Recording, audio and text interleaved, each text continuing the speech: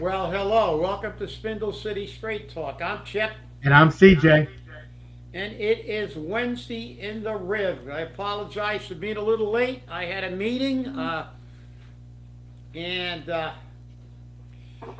but we have to begin, I guess, with a correction about the. Yes, we talked about Nick Core, the officer who was under indictment and in court in the federal court system, and we said that he had been on leave with pay, and we received two phone calls correcting that information, and that he's been on leave without pay. He's paying for his own health insurance and everything. He's been on leave without pay. We're sorry for the misinformation, but we should have said this on the show on Monday. The Herald News is reporting this information, and we just reiterated it. Joe Good was the writer of that story, and that's where the misinformation came in. I'm hoping Ms. Good corrects her story, but we all make mistakes, and once again, I'm sorry if that caused anyone any inconvenience or hardship. It was unintentional, and things happen. Well, look, um, they. She's supposed to do her homework before she puts it in a newspaper. She is. But A so should journalist. we.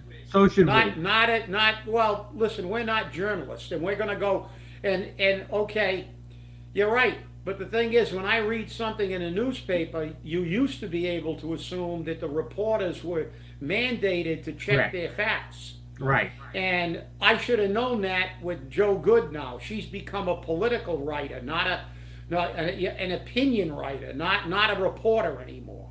Right. She's gotten a lot of things wrong and intentionally misled people on a lot of things. So if she doesn't like it, tough.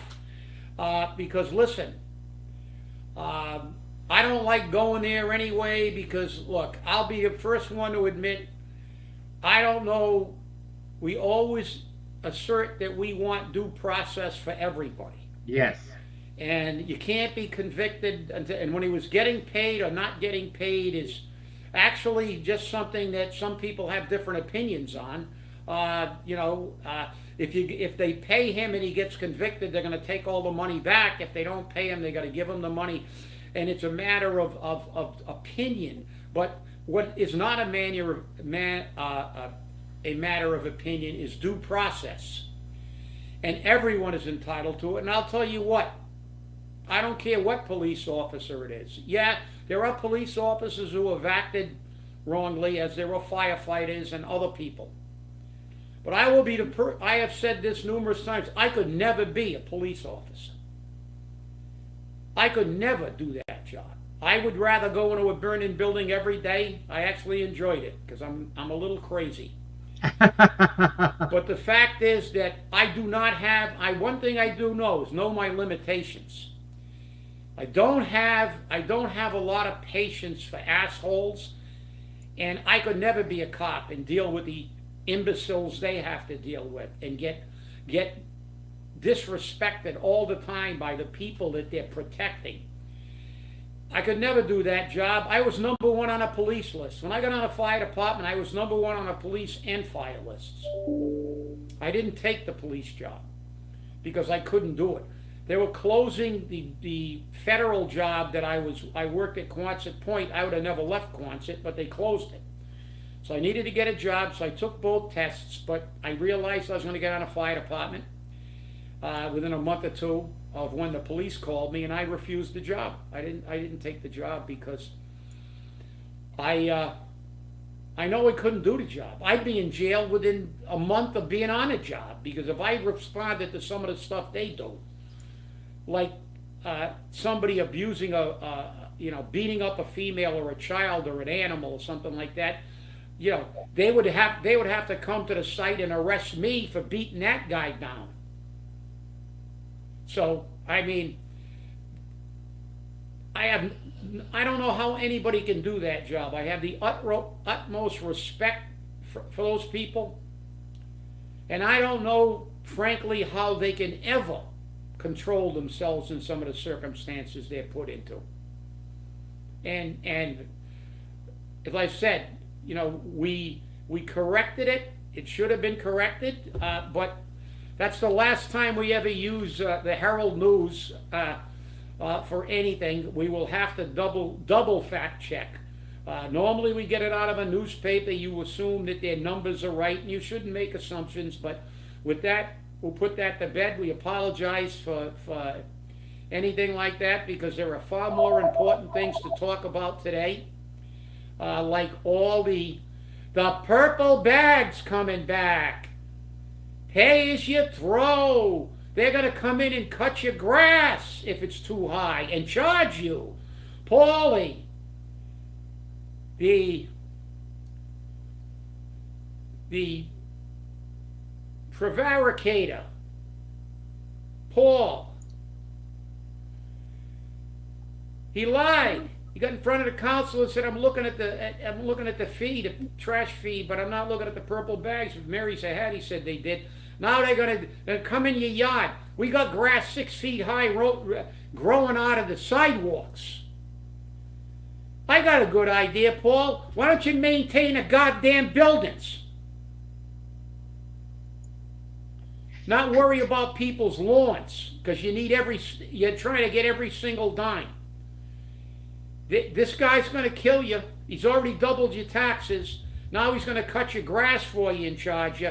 And if you get cited for your trash, they're going to stick it on your tax bill. And with that, I'll turn it back to you, CJ, to talk a little bit of Monroy, because you deserve to really get into it, because you had enough wherewithal to be able to watch that thing from beginning to end, that discussion. How you can do that, that's another thing I can't do, because I would beat myself to death with a hammer if I had to watch that uninterrupted. So with that, back to you, CJ. It was interesting. Attorney Matt Thomas was there, and he was doing most of the presentation. And Matt Thomas usually handles tax title sales here in Fall River. But I guess with the way they want to handle things now, and again, this is proposed. These are proposals. They haven't been enacted, and Matt Thomas made it clear. I don't know what the administration wants to do. All I can tell you is that you will start seeing changes every 2 weeks starting now. So every 2 weeks we'll see a change. And Linda Pereira came out and was like, if we need to get pay as you throw bags, we need to get pay as you throw bags. And she said, do we have any bags left? And they said, yeah, we've got boxes and boxes of bags. So it's going to be interesting to see if the purple bags or whatever color bags they're going to use this time come back. It will be very interesting to see. They also talked about a trash fee. And Linda was kind of against that. She said a $100 fee just seemed to be a little too high. And, we were charging $10 a month before for each unit. So I don't see how that was too high when that was $120. It just gets to be ridiculous that he's nickel and diming everything.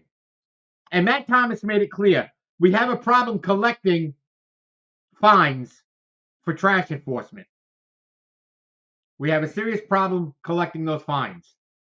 We don't have time to chase them down. They go to court, they get thrown out. It's just what happens. And so what they want to do is, instead of allowing you to appeal that ticket and take it to court and have a court throw it out, they want to assess it to you as a miscellaneous municipal fee. And the way they'll do that is put it on the tax bill. And then if you don't pay it, they'll put a tax lien on your property to make you pay it. So again, here's what will happen. You'll get a fine. You won't get due process, and they're going to take it as a fee. That's a proposal. That's a proposal. That's not what's going to happen. Not yet, anyhow. So we'll have to see. Well, you made it quite clear that these are all proposals. So we don't want to, but you know they're going to come down the line at some point in time. This city, he has run this city into the ground. What they don't talk about is getting rid of some of these people that they recently hired, taking back some of these massive pay raises, but they're going to nickel dime it. They're just like the governor. Oh, we're not going to put in any cuts, but we're going to add 5% to this, and you know, and you're going to pay more for, you allow the cities to charge you more for your excise taxes, and allow them to charge you more for this, and allow them to charge you for this. While what? While they're spending billions of dollars on illegals, while Coogan's giving out billions of dollars worth of pay raises, and he's doing, you know, he doesn't care. He doesn't care about the average people. It's going to be put on your tax bill with no due process. That appears to me to be a violation of your constitutional rights. Last time I checked, the Constitution gave you due process under the law. You're going to just call it a miscellaneous tax? You got no appeal? So when somebody drives by your house and dumps a bag in your trash bin because they don't like you, you're going to get fined? You don't have a chance to go to appeal it? I've never been fined. When we had bags, I used the bags, much to my chagrin. But this is what they do. They're going to add it to your tax bill. They can't tell you how much you pay for Durfee. It's too hard. It's too hard. Now they're not going to tell you what your fine's for. Miscellaneous. What the hell does miscellaneous mean? Are they going to add the one if they have to come in and cut your grass on your tax bill too? It's amazing that the city can't do anything except not maintain buildings, raise your taxes, and give their friends pay raises. That's the only thing they're good at. They got to hire 15 people to figure out the budget, but none of them can tell us how much we're paying. They can tell us how much we owe, but they can't tell us why we owe it. You know, this is just, it's beyond belief what is going on in this city. This guy, I've never seen anything like it. You know, it's like, I mean, I'm going to develop a new nickname for him before the end of the show. We'll release it. But we knew this was coming. So again, this is another I told you so moment for Spindle City Straight Talk. Like we told you about Durfee. Like we told you about the charter. We told you. We not only told you, we ran the video of Paul Coogan and Mary Sahadi threatening all this stuff before he got the ARPA money. We told you it's coming. When the ARPA money runs out and he's not going to look for re-election, it's coming. And here it is. Here it is. It's back. And they don't care. They don't care. You think anybody that is connected is going to get a fine? One phone call, the fine's gone. We had, I think we may have Nelson on. He's revealed some amazing things about some of the assessments on property values. It seems as though that we all remember when Kathy Ann was paying a lot lower taxes than everybody else around her.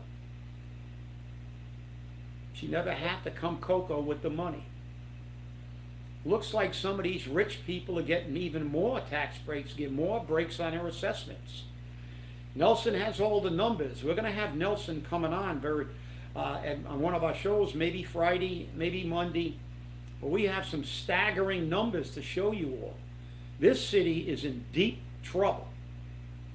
We are going to get 3% more on the city side. They talked about cuts. We're getting 3% more on the city side and 4% more on the school side in local aid. And they still don't have enough money. He's blown so much money. He's run up the bills so high that they don't have it. All these things that were funded are really not funded. And now who's going to pay? The average citizen. You think those people on the city council who live in single family houses and put out one trash bag a week are worried about getting fined? Even if they did get fined, they just pick up a call. Hey, this is Councilor so-and-so. Hey, take the, what is this? I'm not paying that. They don't have to appeal. They just call their pal Paulie.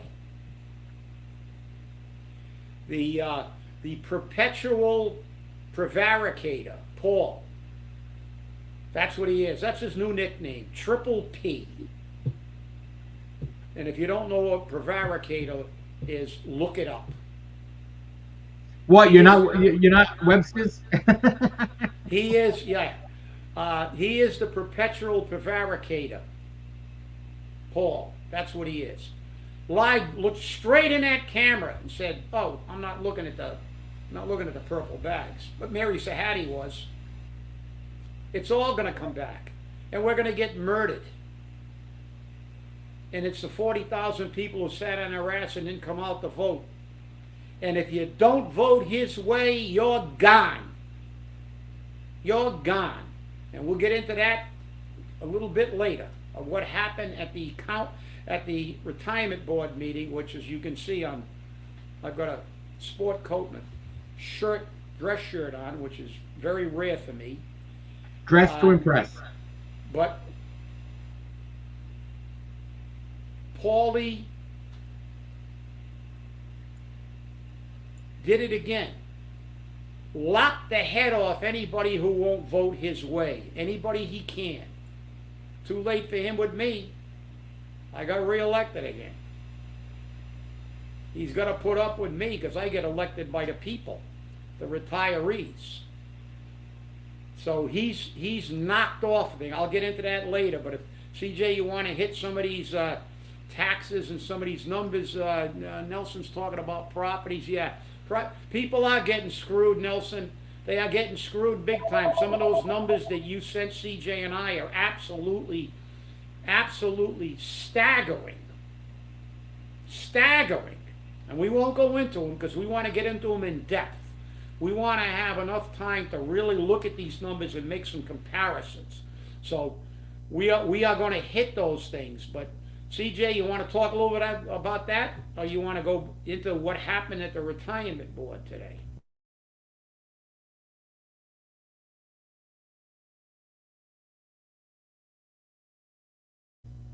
CJ, you there?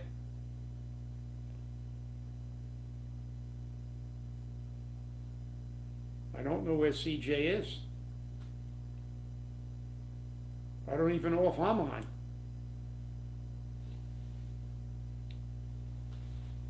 CJ. Oh well. He's not here, so I guess I'll go. The retirement board. I'm here. Everything just happened all at once. Okay. That's all. So. Get the dog in here. This is a big guy. Sorry about that. I'm back. Hopefully it works out fine now. You want to continue on these taxes, or you want to shoot over to the retirement board? I It's up to think, you. I think that the people know that there's a lot of tax problems, and I think that we keep bringing them out, and again, we keep saying, I told you so, I told you so.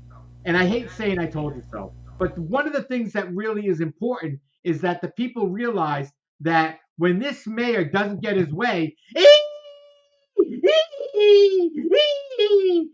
get rid of you. I don't like you. And now we'll go to the retirement board with that fit just got thrown.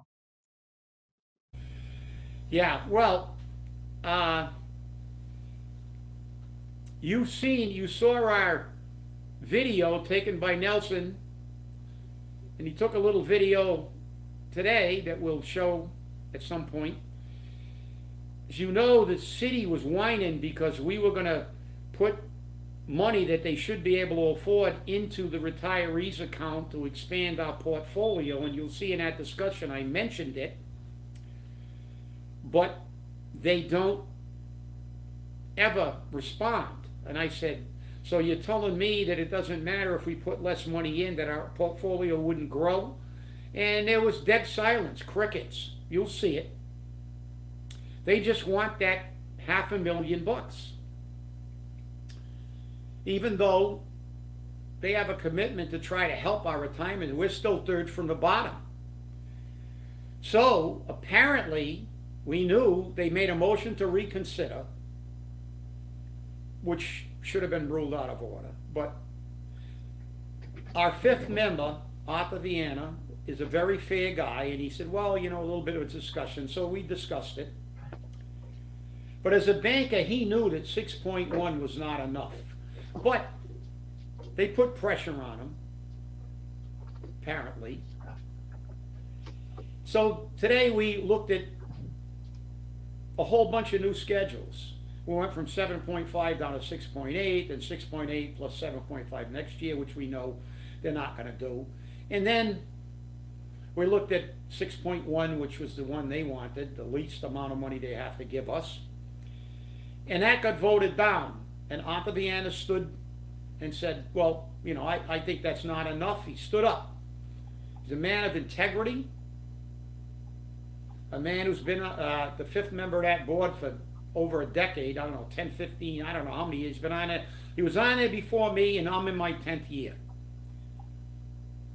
So he stood up for what he believed in, but he was willing to make a sacrifice. He'd go, well, we'll go down to 6.8. And it was a concession to the city. So the city voted for 6.8, and we knew we weren't going to get 7.5, so we had to take the 6.8.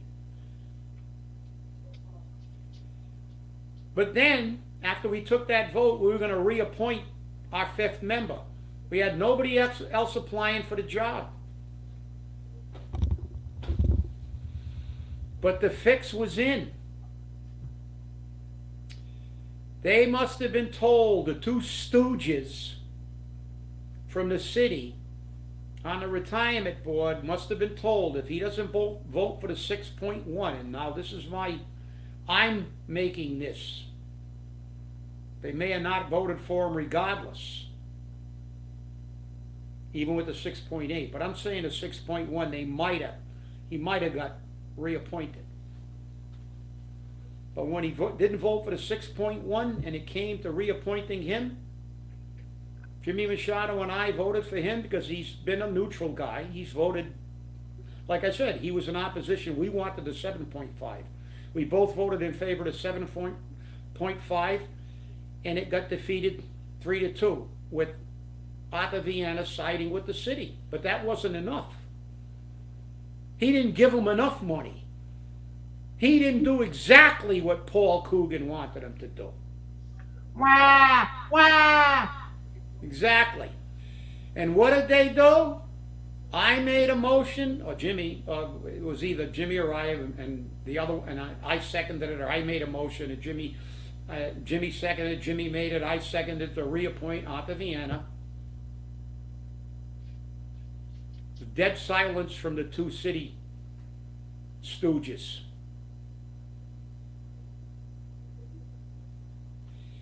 And then I call for a roll call vote. I voted yes. The CFO, Bridget, voted no. And the city appointed representative,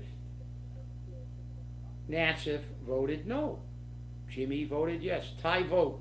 Why, you would ask? Well, the fifth member can't vote for himself. Even our attorney agreed that the law sucks, but you know what the law says now? If we can't find somebody we can agree on, which we won't, the mayor gets to appoint somebody to the board. What a surprise! Now we're going to lose everything 3-2. Every time we advocate for the retirees, we're going to lose 3-2. Every time the city can rob money like they did from 02 to 12 and fund it less than they should, they're going to vote for the weakest commitment to the retirement system. And I know people say, well, you know, they got to do, they were appointed. No. It's about character and ethics. They sold their soul for an appointment. They couldn't stand up and vote for a guy that they know has been doing a good job. And after the debate was over, they even said, oh, he's a nice guy, but we're going to stick it in his shorts. Because he won't be like us and go, yeah, Paulie, yeah, Paulie, yeah, Paulie, yeah, Paulie. This guy is a thug. Anybody that doesn't agree with him, that he has any ability to get rid of, is gone. It started in his first term on the park board. And now that it is his last term, he's even done it to the retirees. And I'll tell you what,